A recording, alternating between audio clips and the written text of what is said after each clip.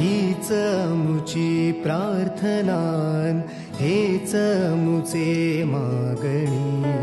हीच मुची प्रार्थनान, हेच मुचे मागणी। माणसाने माणसाशी माणसासम वागणे।